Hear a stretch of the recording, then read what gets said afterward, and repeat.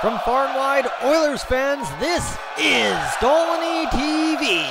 And welcome back to another edition of Edmonton Oilers discussion here on Dolynny TV. It's not a discussion today. Of course, we've got the game preview as the Oilers take on the Buffalo Sabres at 7 p.m. Mountain Time in a very pivotal matchup. You know what I was saying a couple of videos ago? This is kind of where the Oilers have to make hay. These last couple of games against Eastern Conference opponents that are out of the playoffs or on the bubble. And of course, like I said, the key there is Eastern Conference opponents, because these guys, if you lose to them, you don't lose the points in the standings 4-point way. However, you get a free 2 points if you win. Obviously, every night you get a free 2 points, but you know what I mean. It's even freer because if you take it to overtime, it doesn't cost you a point in the standings. So a free 2 points, any which way you win, you're free, you're gold, you're climbing. And that's exactly what the Edmonton Oilers have to do tonight against the Buffalo Sabres. Start climbing the ladder again.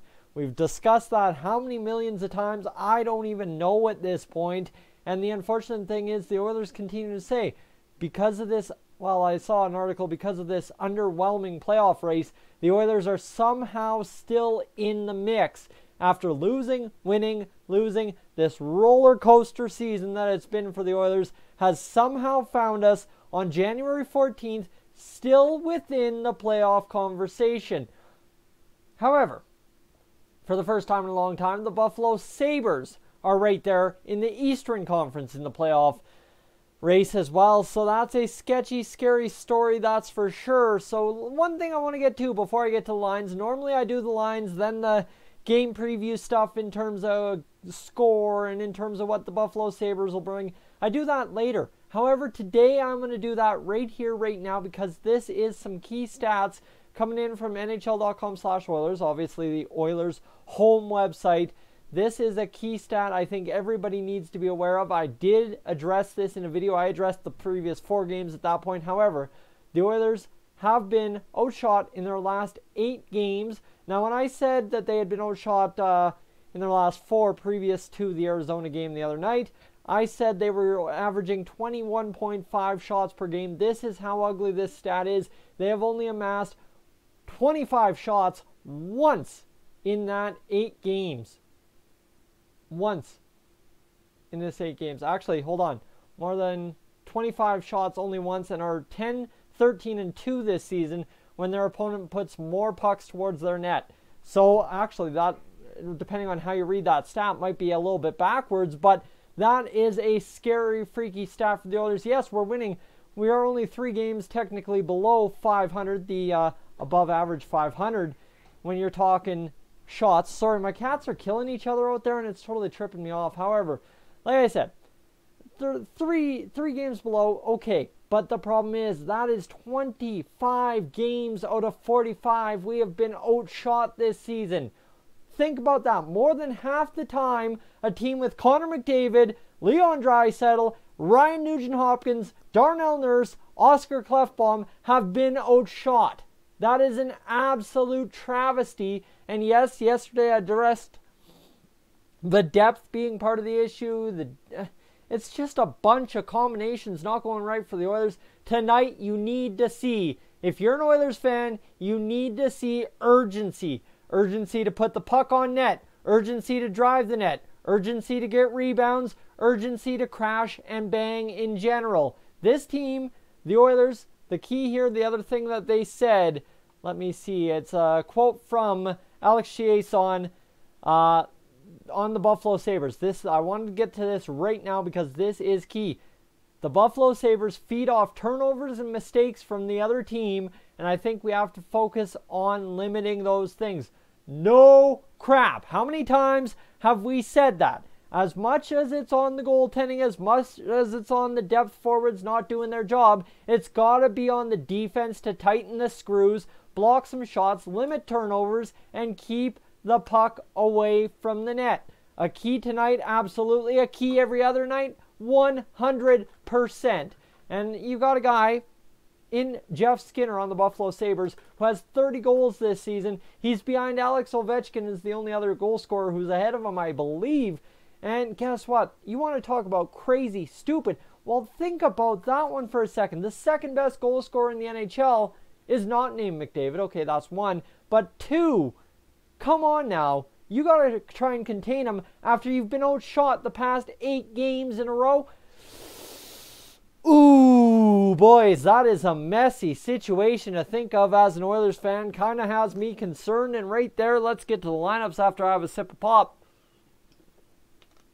Because that's what's going to be tasked with stopping this Oilers team, or Sabres team today. So up front, let's always start with the forwards. First line, Draisaitl, McDavid, Ratty. Well, last game I didn't watch, but I believe Ratty got an assist on a McDavid goal. So, yes, he gets his chance to stay up there. Honestly, if Ratty produces point per game, that's an 82-point game pace. But guess what? Guess what? He'd still average, what?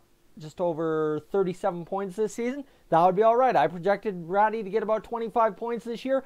That is fun and dandy if he can achieve that playing with McDavid and Draisaitl, especially against Buffalo. Come on, Buffalo should be an easier team to kind of light up tonight, I'd imagine. But you just never know what you're going to get out of the Oilers night tonight. Let me check the NHL standings, because one thing I want to check is the Buffalo Sabres goals for against goals against. They're a +1. They have 131 goals for. Obviously, Jeff Skinner, a big part of that.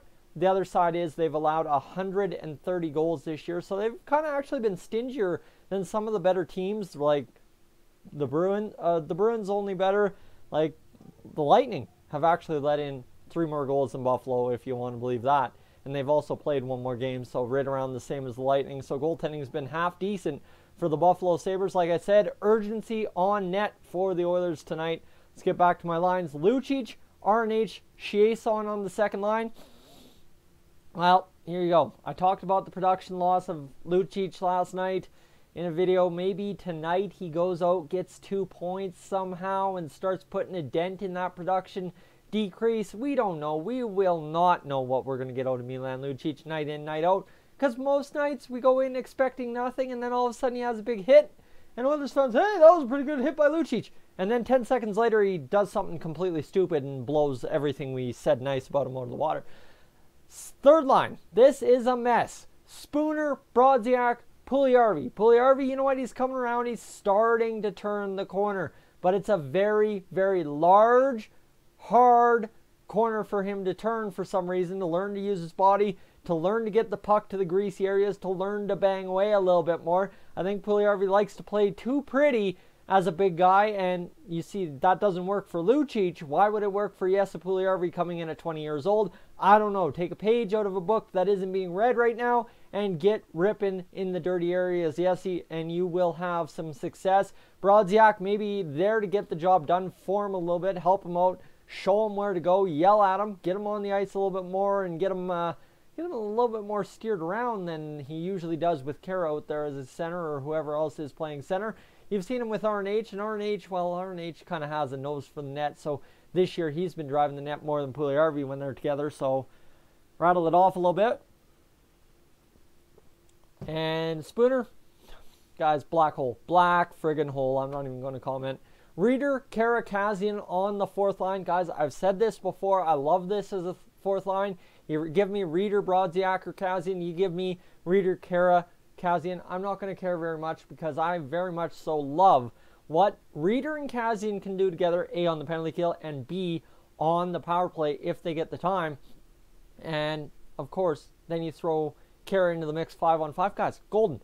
And that's the thing. We've seen, I mentioned the power play, we've seen what Hitch likes to do. He likes to throw his fourth line out there with 30 seconds left on the power play if the top guns are gassed. That at first I thought it was absolutely stupid, but I will comment on that being an ingenious theory, because what you do is you get your guys some rest, you get all 3 lines rest, and bang, you come out fresh with your top 3 lines, and you sit your fourth line. They got a minute of like 30-second offensive shift, and then probably caught in the defense zone for 15 to 20 seconds.